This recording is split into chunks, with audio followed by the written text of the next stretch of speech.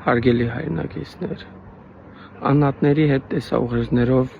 հարցեր արձաբանելը իմ աշխատելաոճը չէ։ Մի քանի ամիս առաջ քաղաքակիրթ ձևով խնդրել եմ հանդիպում կազմակերպել Բալայան Արտակի հետ, բայց մինչ օրս այդ հանդիպումը տեղի չի ունեցել։ Կարծում եմ, սա լավ հնարավորություն է նաև Բալայան Արտակի համար,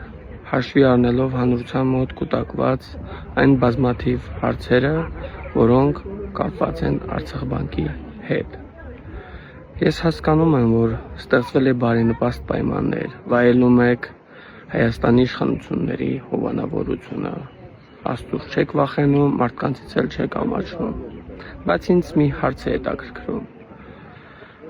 Դուք ձեր կարիերան ստեղծել եք այն մարդկանց շնորհիվ, որոնք այժմ գտնվում են Բաքվի բանտում։ Մի օր այդ մարդկանց աչքերի մեջ նայելով դուք ինչ եք ասելու, իսկ դա է հետաքրքիր։ Մի օր չտեսանք մեկիդ գալ Արցախի ներկայացուցչություն, ասել ինչ կարող ենք անել մեր ժողովրդի հոգսերը թեթևացնելու համար։ Սա չի վերաբերում միայն Բալայան Արտակին, սա վերաբերում է որոշ անհատների։ Ես խոստանում եմ ձեզ, հաշվի առնելով ձեր պատասխանը, հունիսի 8-ին, եթե Հայաստանում լինի նոր իշխանություն, եւ ամեն ինչ պետք է անենք, որ լինի նոր իշխանություն, խոստանում եմ, որ վերականգնվելու է արդարությունը եւ լինելու է փոխհատուցում։ Իսկ ձեզ խոստանում եմ անքուն գիշերներ։